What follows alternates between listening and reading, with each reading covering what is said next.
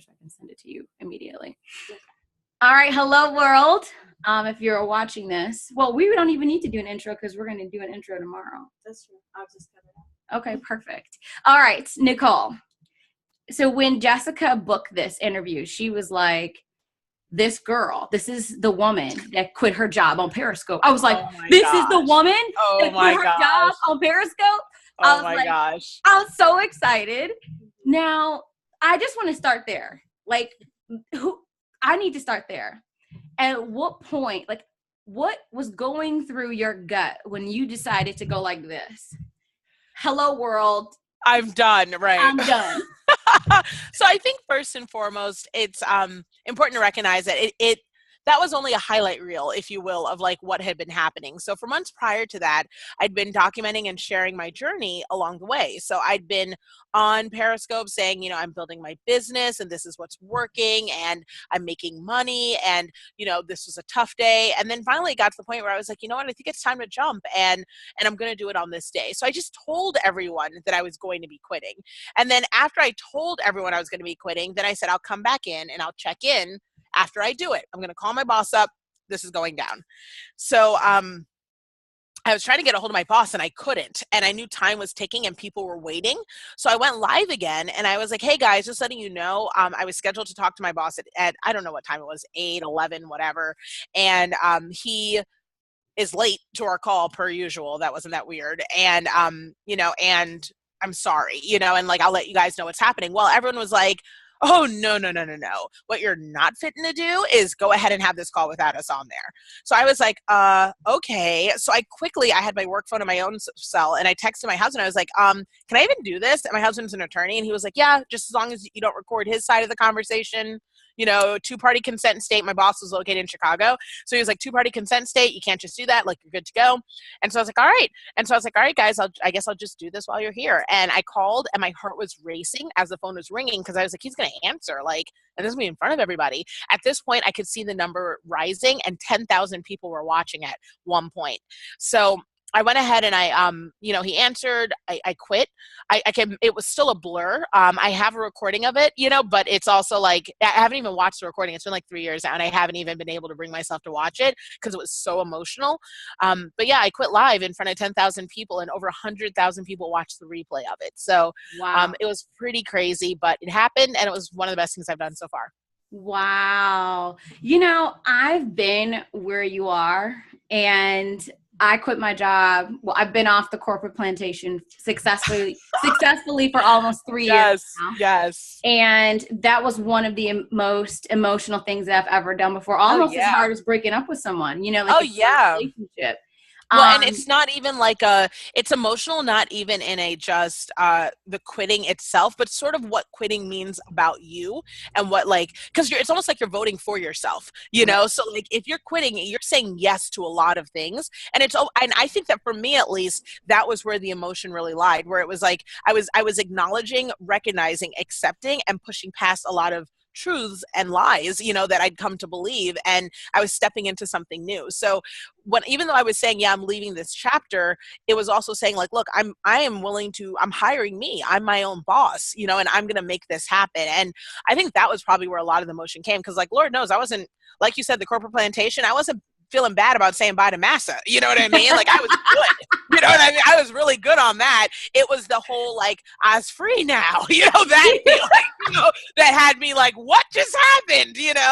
So yeah, it's always weird when I look back on the emotion that day, I realized a lot of it wasn't like obviously the security and blah, blah, blah, but it really was the fact that I was voting for myself, and I was saying, I trust me and I trust God. Let's make this happen, A lot of times, a lot of the entrepreneurs that we interview say that the biggest thing that was getting in the way between them quitting their full-time job was believing in themselves. Oh, yeah. What was that gave you the confidence? Like when you thought about your skill, I call that your commodity. What was that said, you know what, like I believe in this X, Y, and Z, and I know this is going to happen?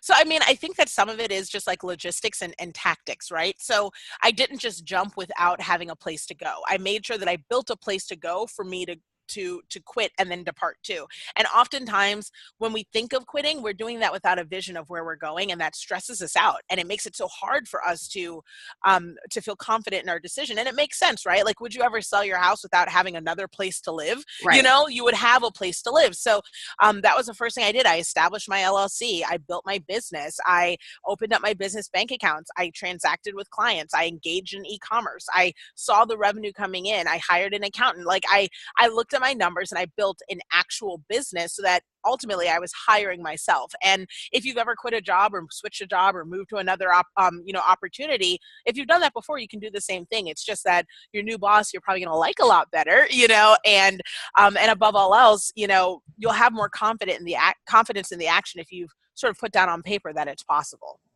I know people are probably wondering, what the heck does this girl do? Right. So I own my own corporate style consultation firm for everyday entrepreneurs. So a lot of consultative firms that help people build their businesses are major corporate firms. They only ever work business to business. So you'll hire a company like McKinsey, or Accenture, and those are very famous, huge consultation firms, and they only work with like a PepsiCo. You could never hire them as Susie at the farmer market. They'll never help you figure out your shea butters, but I like to take those corporate strategies and give them to everyday entrepreneurs, because you'll never get to PepsiCo level if you're not applying those same strategies. And if you really want to see yourself scale and grow, you've got to check off some of those basic foundations that every corporation started. Walmart started on Wall Street too. And so I help people get each of those steps in to make sure that they can be the Walmart of the future. I love it. Yes. I do have Sure. your elevator pitch that you start all of your Periscope videos with. Oh, yeah. Usually I'll say like, hi, if this is your very first time ever watching one of my live broadcasts, my name is Nicole Walters. I'm an entrepreneur, a business owner. I say business owner. People always ask me about that. Is entrepreneur or business owner the same thing? I actually own businesses too. So I'm an investor. So that's worth noting. But I'm an entrepreneur, a business owner, and I'm also a mom and a low-key hot mess. And I'm trying to keep it together every single day, but I love helping people build their businesses, scale, and focus on profitability, not popularity. Yo, like intact. It's so important. Do you know how many people we talk to that can't really talk about their business? I'm like, listen, if you don't have this down pat right now, like just stop the presses. Right. Well, you have to figure it out at first, just because you have to modify it accordingly. So, I mean, if I was speaking to an audience of moms, I'll say I show women how to have balance, have love in their life, focus on their family first without compromising their purpose. Like you have to adjust it according to your audience. So it's important to have that clarity, because you never know who you're going to meet. Now, Periscope is one that like people really don't talk about as much as they do Facebook and Instagram. Sure. Why did you choose Periscope, and how are you really using it to make money in general? Sure. So Periscope came before Facebook and Instagram Live. So what happened, just keeping it all the way real, I was a YouTuber. I was a natural hair blogger for almost 5 years. I'd already been engaging in e-commerce and generating income through my blog in a way where a lot of my blogger peers just were not making revenue. So because I was applying my corporate strategies and always treating whatever I did as a business. So a lot of my peers were already asking me like, how do you do it? How do you make it work? And I was like, gosh, am I going to start making videos on YouTube about this? And then I was like, no, because YouTube is like Steven Spielberg Productions. I was like, I would need a team for this. So at that point, live streaming happened, and I was like, yes, this is how God answers prayers. Like, this is for me. This is for me. Like, I can do live because I don't have to edit. I can just get on there, do my thing, drop it and go, right? So Periscope was the first platform. I hopped on it. I loved it, and I still do. And I would get on there, and essentially I did what I like to call my signature turbo opt-in method. It is trademarked because I'm about my business. And the turbo opt-in method basically is, in a nutshell, you just get online and you offer the value behind what you're doing, and then you just send direct people to a product, or you direct them to a solution, or you convert the audience that's watching live into immediate revenue or profitability. So that's what I was doing online. I offered benefits, and I told people, hey, here's where you can go to buy, and in a nutshell, and it worked. It worked really well. My very first product launch, I did $53,000 in about 4 minutes without any email list or any sort of existing client base. So it was tremendous, and it worked really well. And I still use Facebook Live and I still use Instagram Live. I just changed the way that I do it. So Facebook Live for me is about teaching. Periscope is about engaging with my audience that's been with me since the beginning of the journey. And Instagram Live is for behind the scenes with my family. I love it. Hold on. Sure. No, I love that because some people lack an understanding of how powerful and impactful social media is. Mm-hmm. Found a way to actually monetize your social media. Oh yeah, absolutely. Is that important across all genres, or do you think that just a certain type of entrepreneur can do that? Oh no, I think that everybody can benefit from utilizing social media. Honestly, everybody's there. The average person spends 20 minutes a day on Facebook. Wow. And I believe right now, I mean, there are 7 billion people on the planet, and I think half of them are on Facebook. So, I mean, it's just, the average person spends 20 minutes a day on Facebook.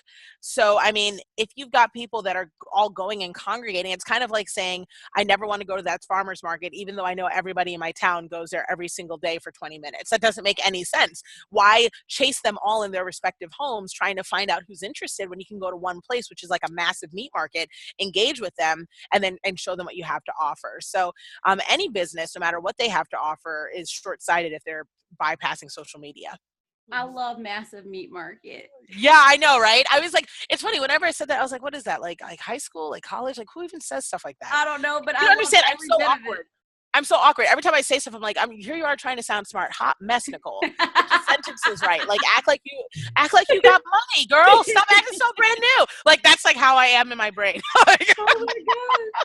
So when you're working with these businesses, yeah, and first of all, business owners, entrepreneurs, however we're going to call them, and identify with them, people that you're working with inside of their business, is a very sensitive topic.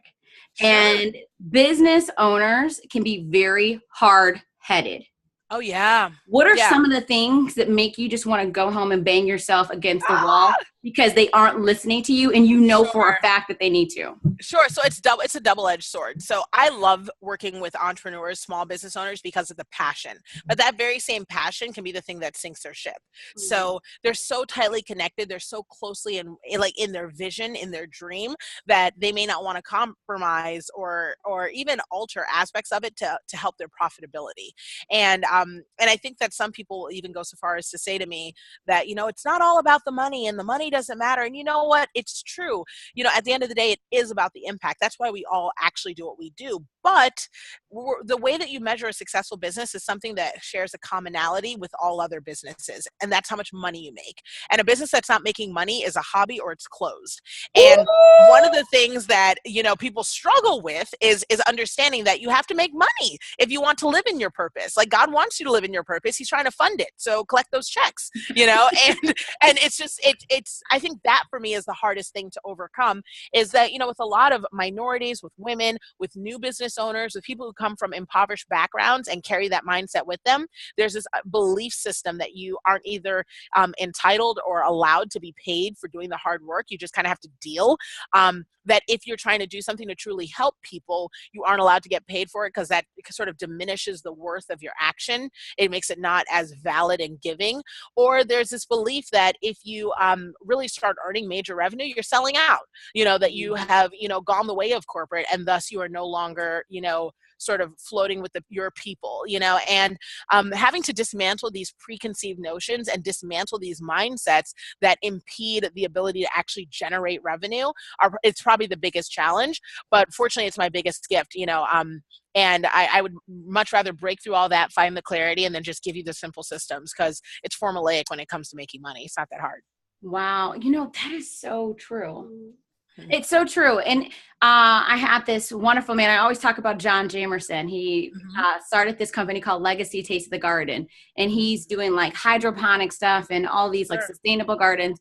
And he always said, do not fall in love with your business. Yeah. How do you feel about that statement? Don't fall in love with your business because that love will be the death of your business. Sure. So I definitely, I don't know if I agree with it entirely, just because my businesses are built out of love. You know what I mean? Like there is a love for, whether or not it's a love for the business itself. It's usually a love for the service of others. It's a love for wanting to glorify God, because as a woman of faith, I have a lot of love there. So love is a huge component of my business, but what I don't ever want to do is be so in my business that I can't see away from my business, that I lose sight of the path for my business. And I think that's what he's kind of getting at. It's Right. just, don't get in so deep that you lose sight of your purpose, of your intention. And yeah, if you aren't doing things with intention, if you're not asking yourself every day, what is the purpose behind what I'm doing? Why am I posting on social media? Why am I doing this specific thing? Then what happens is you start doing things that don't really make a lot of sense, that are either trendy or popular or what your friends told you. Before you know it, you start losing money or not making enough money. And that's the death of a business. So I kind of agree with him, but I'm also kind of like, Gotcha. you definitely want to make sure that you love what you're doing. What you got? So speaking of that, I know you're the wonderful founder of 1K in 1 day. Yes. You've mentioned on social media that you're kind of tethering the lines if you want to continue with that program. Right. So can you walk us through that experience and why you're thinking that you want to cut that off? Yeah, so you're the first person to ever ask me about it. I guess I haven't really talked about it much that I wanted to do this, but sure, I'll answer this question. So I do have an academy called 1K 1 Day Academy. It's wildly popular. It sells out. I have thousands of entrepreneurs who've been through it. And this academy basically teaches you corporate business foundation. So it helps you generate more revenue and things of that sort. Well, this academy's gone through 7 cycles. 7 groups of entrepreneurs have gone through this. And it's $1 million academy. It's one of my top products, generates a lot of revenue, all that good stuff. However, I'm a big believer in seasonality. I'm a big understander of data and analytics. And I do believe that the online course world is on, in business school, it's called a bell curve, where, things kind of go up and then they go kind of down. And I believe that we're kind of coming around the tail end of that curve. And it's important for me to ride things as they make sense and to always make sure they have a lot of different things going on. So I have other income streams. I have other projects. I recently signed a development deal, so I'm working on a TV show with a major cable network. So I've got a lot of other, I know, it's cool. So I've got a lot of other projects that I'm working on. And fortunately, my business isn't reliant on any single income stream. So I can't afford to sunset, a launch product or a course or my top item because I have revenue coming in other ways. So that would be part of why. I always encourage people, if there is a launch of it, it's because I've managed to move things around to make it happen because I'm so engaged in that course during the time that it's happening. So I always encourage people, if you get a chance, get in now because, at any point in time, I could close the doors on this because I can, So that's sort of where I am in the thought process. There are several things that poked out at me. One, you talking about your multiple streams. I would love to know how many you have, because they said the average millionaire has 7. Yeah. And then 2, you also brought out some things and relates to B school. So I also want to know, what is your formal educational background, and do you feel like it was completely necessary for where you are today? Sure. Okay, so I'll answer that first. So I attended all private schools in Washington, D.C. So I went to the Beauvoir, and this is only relevant because I'm from D.C., so it matters from birth for some reason. Whatever. But my dad was a taxi driver. I went on scholarship. So I was always I'm a child of an immigrant. I slept on a couch till I was 12. So I would be the poor kid who was, bringing in their lunch that might be one of the only meals I had that day next to these super wealthy diplomats here in DC, and I'm on a scholarship. My mom would sacrifice buying a winter coat so I could go on field trips, to Williamsburg, Virginia, and things like that. So from a very young age, I was always of the mindset of, how do I bridge this gap? What's the difference? I'm juxtaposed next to these wealthy people, but I know there's nothing different from me and them. So what's the difference? How do I monetize myself, basically, is what I was thinking at age 9. So in any case, so growing up, I went to these wealthy schools. I went to school with Al Gore Jr., Chelsea Clinton, all these private schools. But, then I would go back to my 1-bedroom apartment, and then with my parents, and then after that, I went to the Johns Hopkins University, which is the 14th ranked school in the world. And then I started business school when I was in the corporate world, but was ascending through the ranks so quickly that just didn't make sense. When I went to my boss and I said, hey, I'm 28, I'm a senior executive, what's next? She was like, you literally are never going to get anything else unless someone dies, or something bigger happens. Like she was like, there's nothing you can do at this point besides age yourself. No one's going to promote a 28-year-old. The next person within my division was in their 40s. So I was so much younger than my peers that there was literally no way that I was going to get any further, which is part of why I quit, because I'd really hit that. It wasn't even a glass ceiling. Like I couldn't even see where I was going. You know what I mean? Like it was straight concrete, So, that said, with all of that, and fortunately, because I had full rides and full academic scholarships and things of that sort, I don't have a bunch of debt from my education, but I don't think it's warranted. So which is crazy to say that, but the best thing I learned about that experience is one, my schoolings and the schools I went to, because they were top tier schools, they got me in the door, on my resume. They helped me get these corporate jobs because I should say get the interviews for these corporate jobs. But, I had to slay them myself. Going to elite schools helped me be very well spoken, very well read, have an expansive vocabulary, know how to carry myself. Thanks to the internet and YouTube, you don't need any of those things. You don't have to pay as much money as I did in order to be those things. You can invest yourself in reading and practicing your diction and, being aware of yourself and your composition whenever you're presenting yourself to others. And you can mimic what I do in order to get where you need to go if that's what's necessary for that specific path. Can I just stop you? I cannot wait to remix exactly what the heck you just said, because this needs to be replayed and over and over and over again, because this is the problem, and this is what kids today just don't really get. College isn't an instant. Yeah, you don't have to. Yeah, I have 3 kids, so I adopted 3 girls. I have a 6-year-old, a 15-year-old, and an 18-year-old. They're sisters, and each one has a different personality. And I pride myself on being able to raise my kids, as a unit individually. So my eldest child wants to go into the sciences. She wants to be a nurse, so she's going to college because that makes sense. You can't learn science and how to heal people over YouTube. At least you shouldn't. I don't want that doctor. You know what I mean? You shouldn't, right? So I don't want her Googling solutions that way. So she's going to college. It makes sense.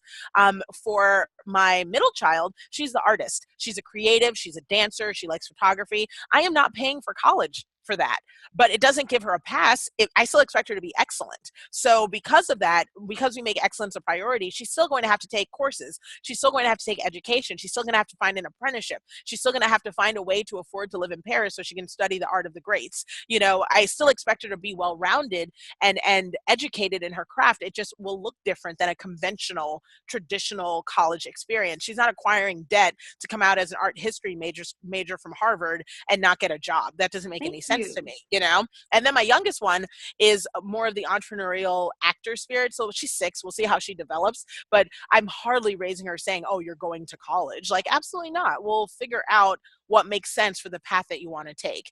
But no matter what, excellence is a priority. No excuses. You will not sit at home.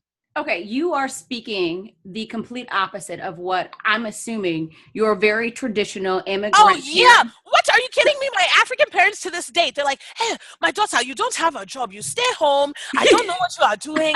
And you call yourself, what's this entrepreneur? And you don't even know where you are getting paid. That's my parents, all day. And I'm like, do y'all not understand? Can I pull out entrepreneur? I'm in Forbes this week. You know what I mean? I'm telling my parents this. They're like, I watch his fobs. You're on Forbes for what? And I'm like, for my business. I'm in there for my business. And they're like, so you have, what is this business? Lawyer? Are you lawyer or are you doctor? Neither. So you don't work. That's where my parents are. You know what I mean? So yes, they're very traditional. They're very okay, this is cute, you know what I mean? But when are you going to get a real job? You know what I mean? That sort of thing. But you know what? That's okay because my bills are also really paid, so I'm really okay with that, I'm fine with it.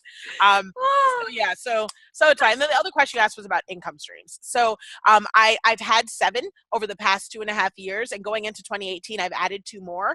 I just purchased my first company as an investor. So I bought 49% of of an virtual assistant company that I'm investing in and growing and all that stuff and scaling through my holding company, and then holding and venture capital company. And then I also do business to business consulting. So I used to only work with small scale entrepreneurs, but recently I've taken on multi-million-dollar corporate clients as well, because like, why the heck not? You know, it's because you're a boss. So yeah, like why not? Like, and also it keeps me sharp, you know, like, cause I used to do it in corporate, but before, you know, when you're working in corporate and you're paid six figures, they're still making $1 million off your back. So now I just get to get my full $1 million, you know what I mean? Instead of just the portion they were giving me. So, I love it. It's been a lot of fun kind of getting back into that scene.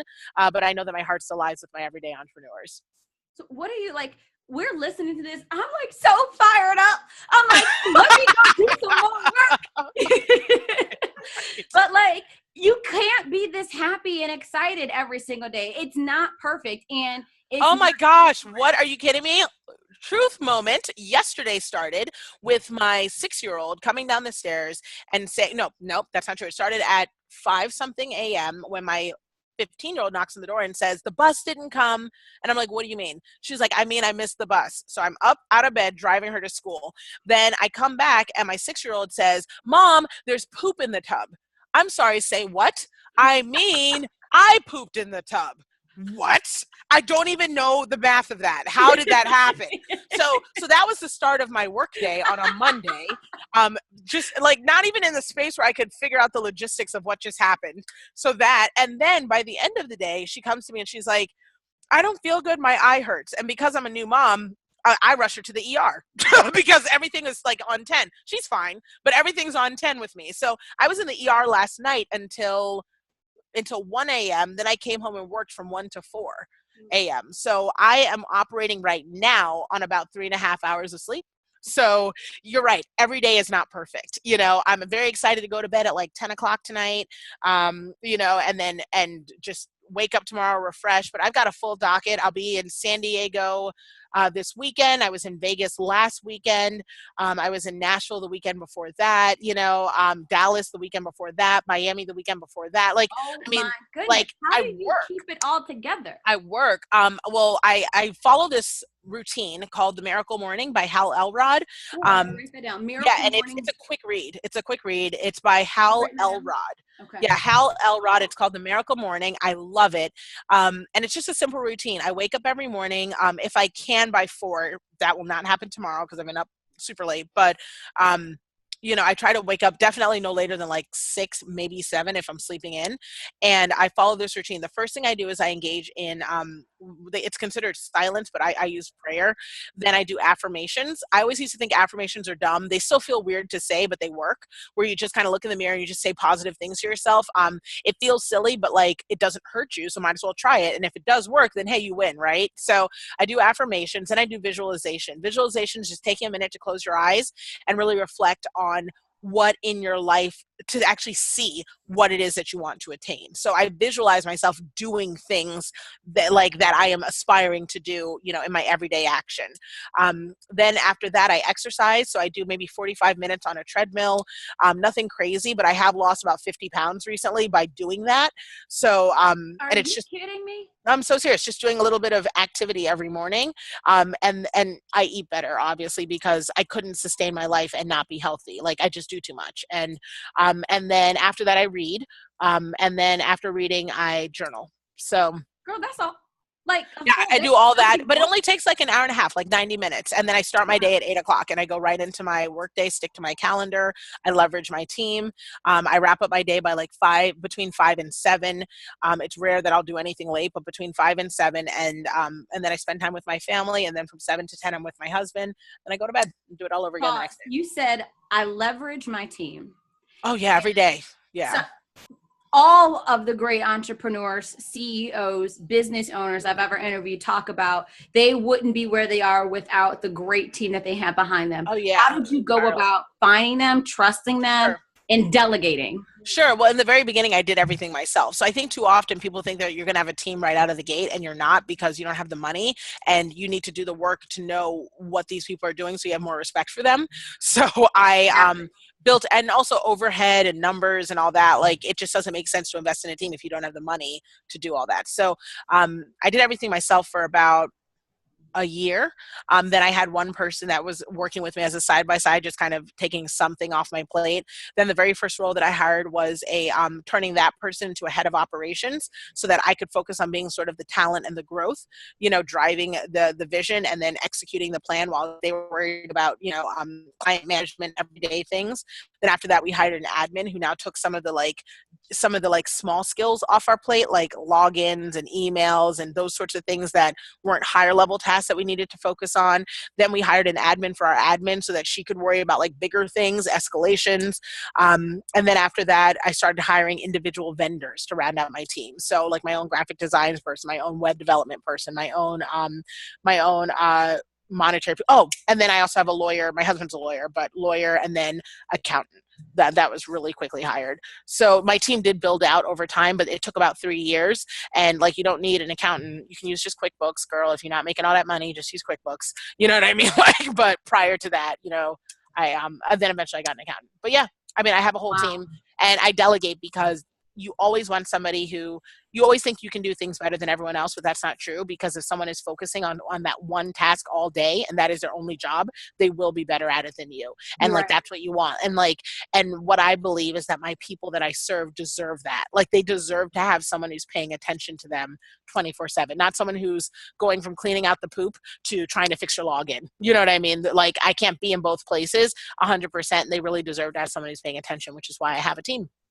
Wow. I want to give you a hug. I like so awesome. Oh my God. And I also heard that you're a Scorpio. Happy birthday. I am. Yes. November 6th. Same November 14th. Hey, girl. Yes. We're a lot. I feel bad for everybody. Tell me a little bit more about, and this is going to get real juicy. Okay, sure. Here we go. Hang on to your seat right now. Okay, I'm about to give you a real true Scorpio question. Sure.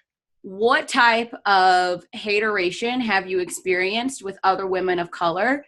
And how did you handle it? Did you let it affect you? Did you let it roll off your back? Did it make you go home and cry? Sure. And what are you doing to help mentor other women of color to stick together and not be apart? Sure. So twofold. That's a great question. So twofold.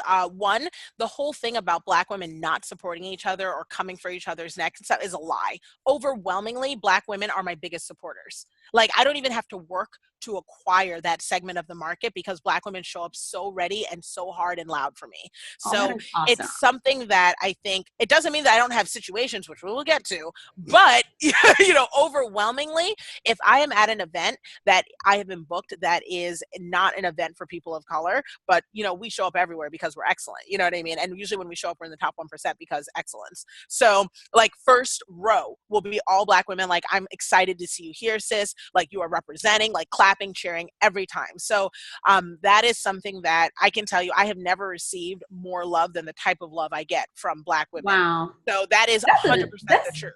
Wow. Yeah, it is 100% the truth. So and I feel like it's one of those sort of self-fulfilling prophecies if we keep speaking on it, that it isn't that, because it's just not true. You know what I mean? Right. It just isn't true. Like, when I've never been interviewed on a platform by white women saying to me, hey, can we talk about how you're just uplifting women of color? We just want to inspire women of color today, girl. So we brought you on here just to inspire. I know that we're white, but we brought you on to inspire women of color. That has literally never happened. It is you know what I mean? It is always other Black women who are like, I want to do for more like us. You know what I mean? So that's just the truth of it. But on the other side, I have experienced like hateration and negativity and things like that. But those that has to do more with the individual.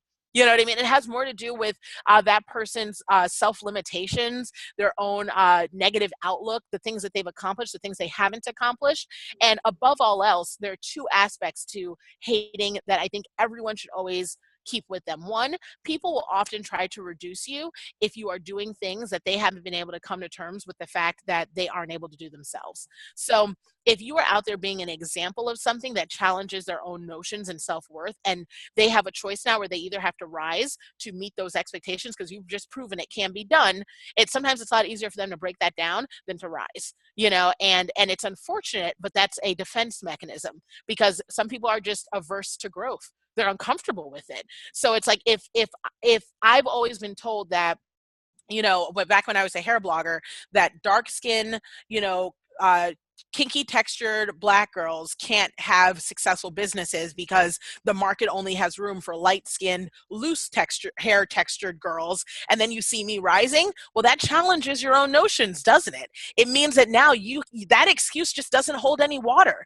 So what are you going to do in this moment? Are you going to be great and get out there and stop holding on to that excuse? Or are you going to continue to, hold on to that lie and say, well, she only got ahead because of these other things, and it's up to you what you want to do in that moment, but that is something that people are always going to have to deal with in their life. You're going to deal with and it can be a parent, it can be a spouse, it can be people who have had a definition of what you are and where you fit, being uncomfortable with you breaking out of that. It doesn't make it right. It just means that it's happening. So that's the first part. Right. And then the second part about haters, that is a just uniform truth that really, I'm telling you, this gives me freedom because haters, it doesn't feel good when people say bad things about you. It always feels bad, and if you are really invested in what you do, you should feel something. If you feel something, that's sign number one that it's probably not true because you care. You know what I mean?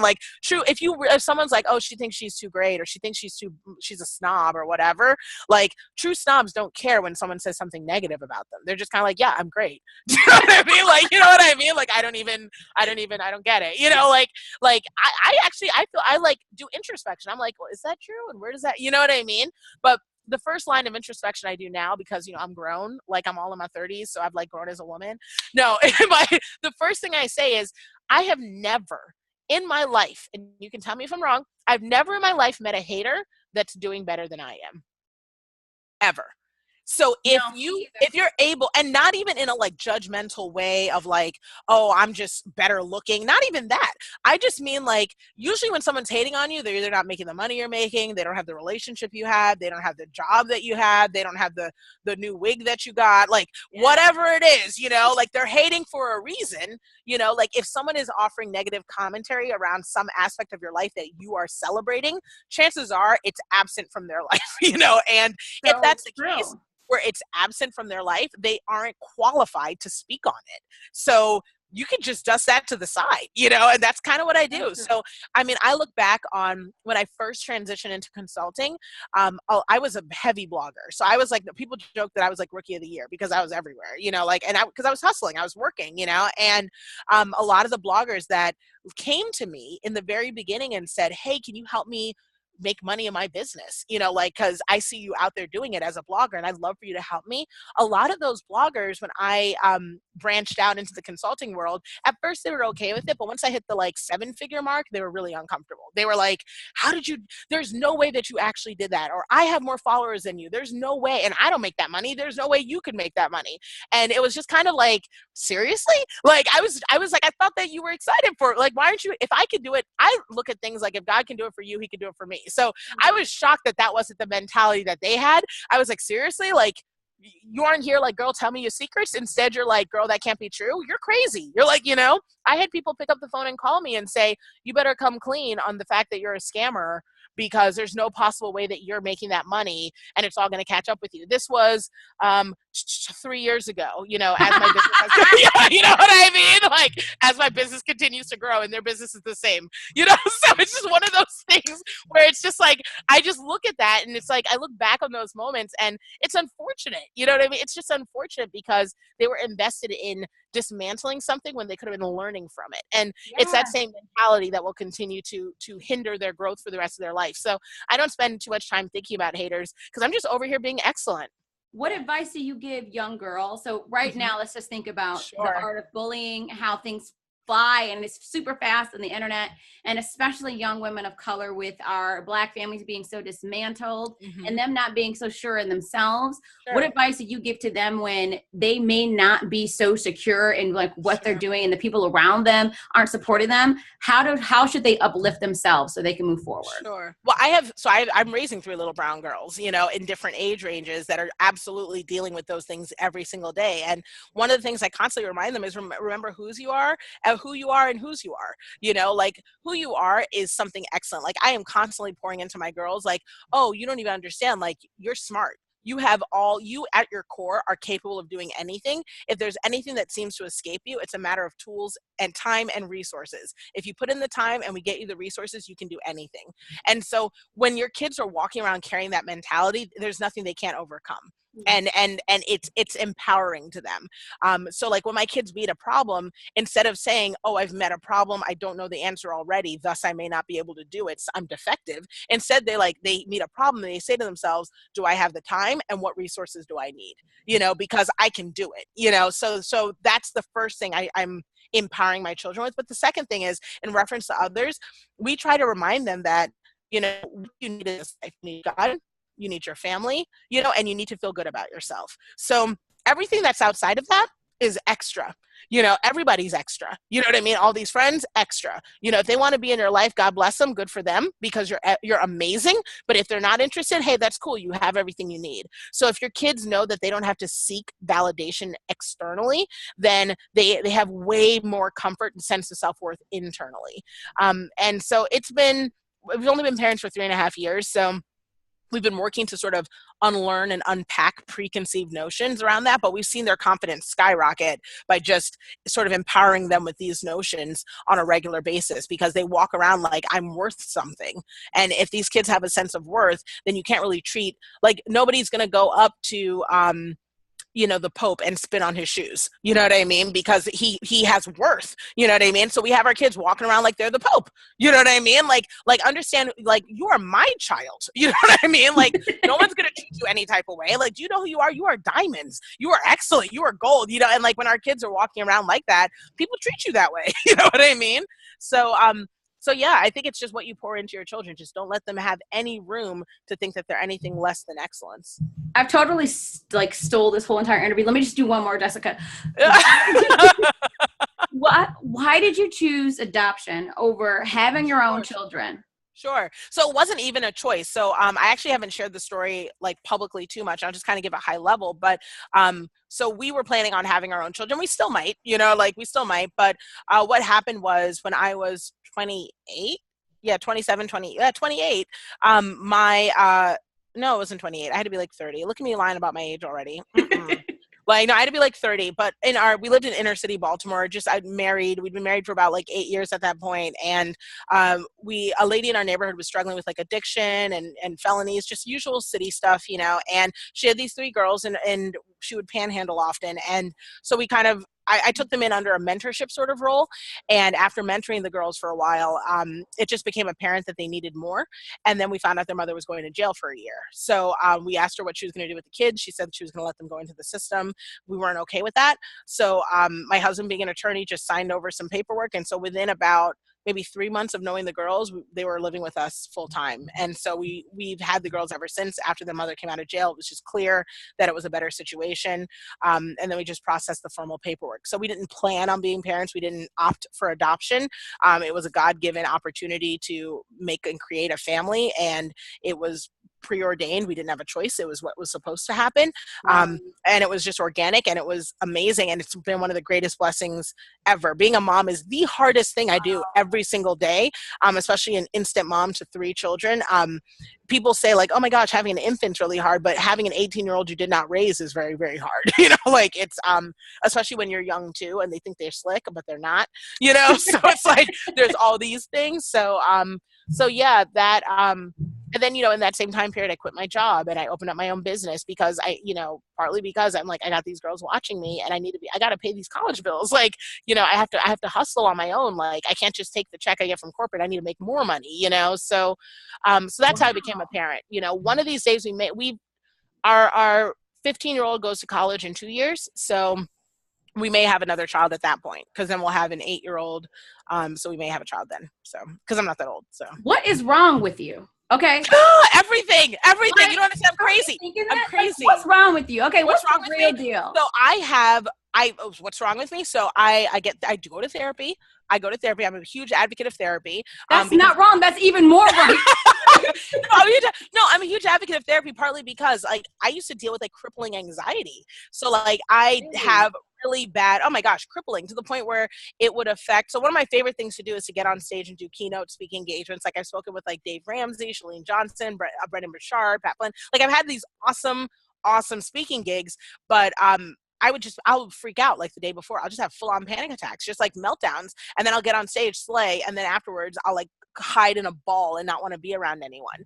And after a while I was like, this just doesn't make sense, that I have fear around the thing I love to do most. So like I had to do like a 7-day therapy intensive to like get my life right. And it turns out I had like a lot of, you know, imposter syndrome, like inability to internalize my own success, like just fear of failure.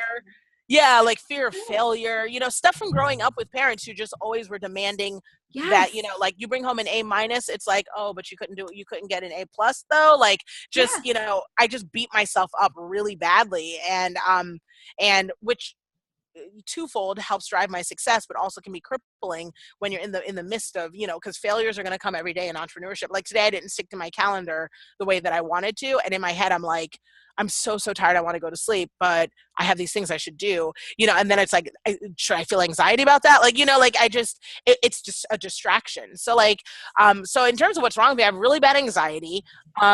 I can be bossy sometimes, but I don't feel bad about it, but it's true. Sometimes I'm not nice to people because I'm short-tempered, like not short-tempered, but short, like I'm a boss, you know? So I'm like, hey, let's, you know what I mean? Like working with me is going to be the best thing ever because you're going to leave me better than you arrived, you know, but that's because I'm going to insist on excellence. So that part's tough. And I'm a sucker for my children. My children have turned me into softies, man. Like I am just like, I'm a softie. And so like, there's that. So like, I'll cry, like if I just like can't keep that together. What else is wrong with me? That's like, she's like amazing. I'm nervous about spending money. Because I'm not used to having it.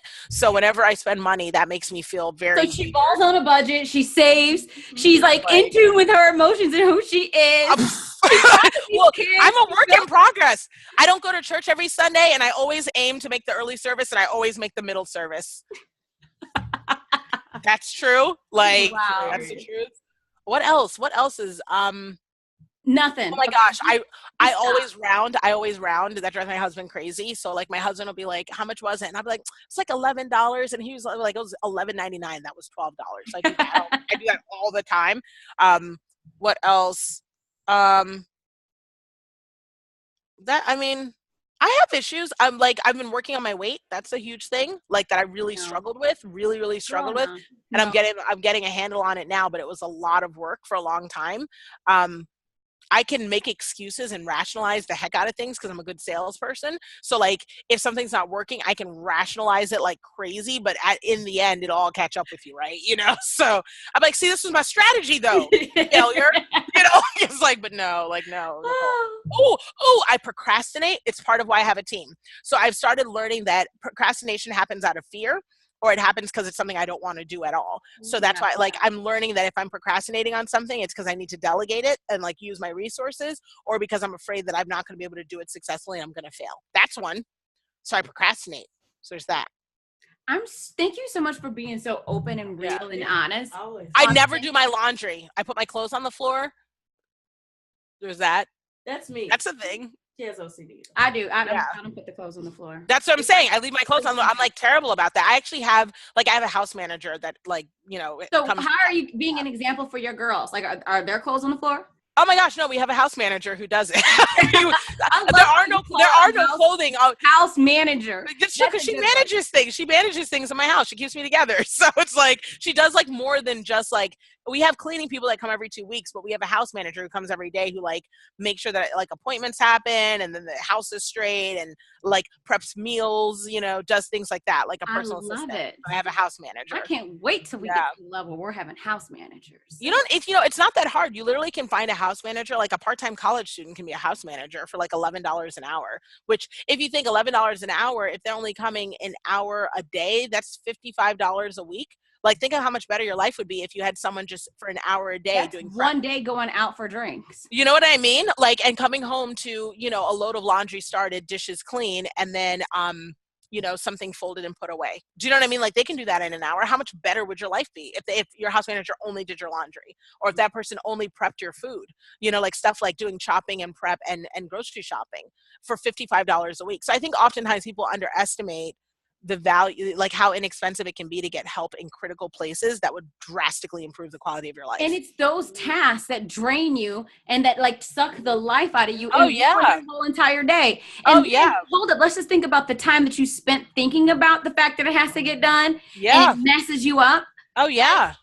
It's not even worth it. It's not even worth it. Like when my house and my situation is messy, I'm less productive. Like I lose money. And I am literally my hour is worth so much money that it does not make sense for me to do dishes. You know, like it is a poor use of my time. I mean, like just like legit, it doesn't make sense. Like, so it's one of those things where I have to hire someone else to do it, because if I'm doing dishes, our household as a financial unit is losing money.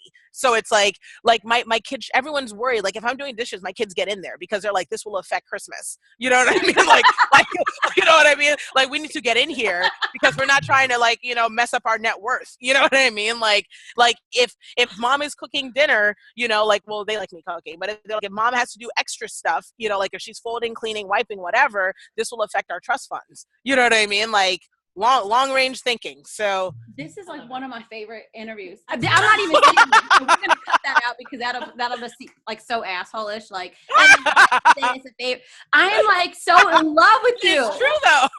It's true. Like here's the thing. I happen to work really hard to be worth what I am per hour, but everybody has a monetary worth per hour. You know what I mean? And it's not just your workplace worth. It's your workplace worth plus your side hustle worth plus the time that you invest in growing your family and your business as a unit. So if you calculate that number and it's like, you know what, my time is worth $150 an hour. Like if your time's worth $150 an hour, why can't you pay $11 an hour to somebody to do the dishes and laundry? Thank you. The math adds up. So it's not me being a jerk. It's that my kids get it. They're like, listen, mom on the phone can make $1,500 an hour. Why on earth would we have her doing dishes for an hour and a half when we can do dishes and we're 15 years old? You know, like it doesn't make any sense. You know, like it's just math, you know, and they understand that like our family is very big on we're a team. We are a unit. Like when I make money, they make money. When they handle chores, they're helping me be successful. So it's like, and I am grateful to them for that. So like we're all working together because we win together. So like you can't come in and beat the Walters. We're a unit. I love it. All right, what's your closing question? We want to be respectful of your time. We're over. Oh, sure. No, I appreciate it. I saw GSD this whole thing. That's what's going on. Yeah, no, it's totally fine. It happens. Okay, so it's hard to narrow them down. You can ask more than one if you have to. I could probably do another like 5 to 7. Okay, so I have to. Can you talk about how you actually found your mentors and how that changed the trajectory of your business afterwards? Sure. So my the first way to find a mentor, this is pretty simple, is actually engage in the stuff that they're already putting out. So if they are a true mentor who's worth working with, they're not already sharing their secrets. They already have a passion to serve in that capacity. So engage what they already have. There's nothing more annoying to a mentor than coming to them with questions about something that's like in their book, in their course, you know, that they already email about on their email list. You know, like come to them with some knowledge and understanding around what they've done. Now, the second part of that is some application or implementation of those things. So with my mentors, not only was I already engaged in their world, you know, and being consistent, but I was out there applying things that they learned and do well with excellence, you know, and making them, I was their best student, you know, that they never knew about. So that is kind of how I try to carry myself in all things I do. I'm the best thing you've never heard of, you know, like, and so once you hear of me, you're going to be like, I can't ever leave your space. You know what I mean? Like, because you will always be excellent. You'll always give me your best. You'll always be the most. And so the same thing applies with mentors.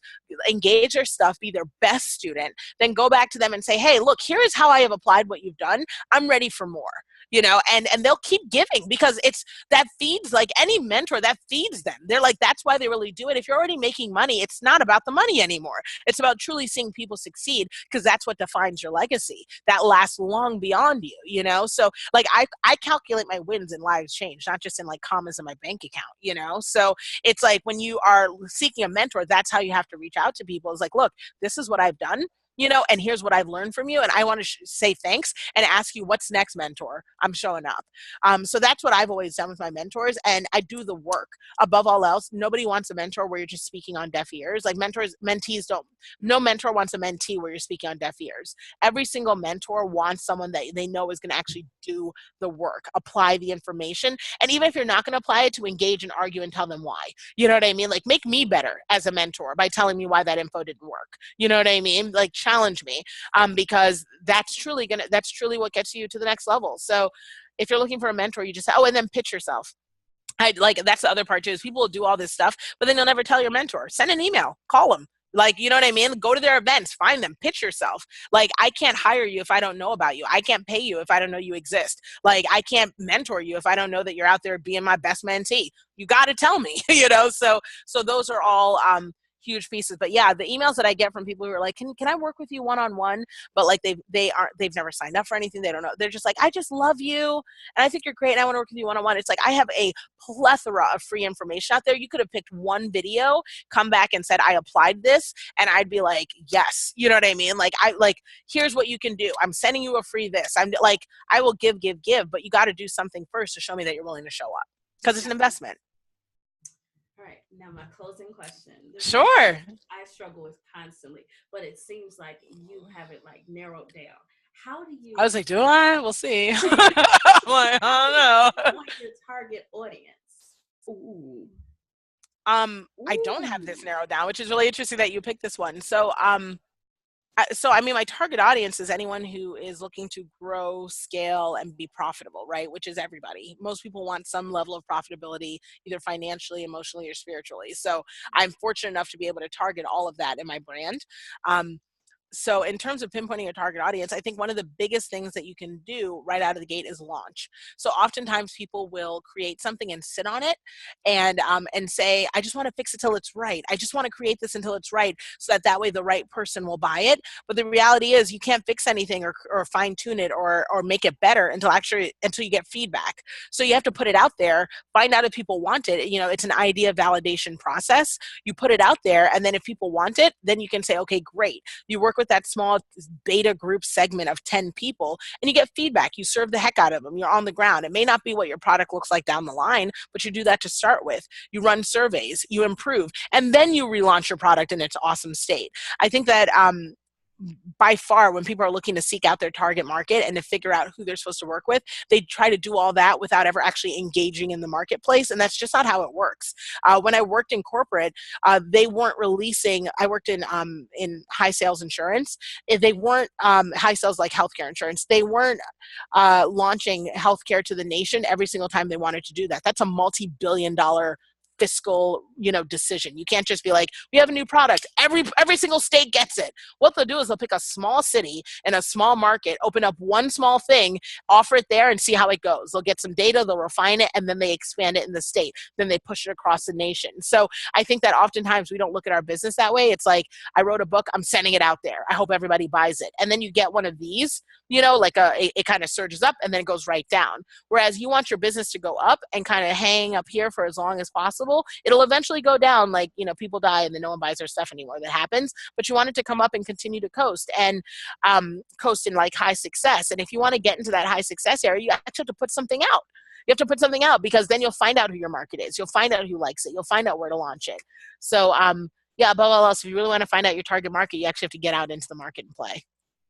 You're just amazing. Thank you so much. Like, you're just amazing. Yes. For real. Thank you. Thank you so much for taking the time. Of course. A Tuesday evening. Yeah, no worries. Knowledge. This has been fucking amazing. It's a blessing. I love it. Yes. I'm here for it. I hope y'all took notes. Have a good evening. Thank you. You too. I'm off. It was great. Good luck with everything else, and thank you for having me. All right, guys. Bye. Take care.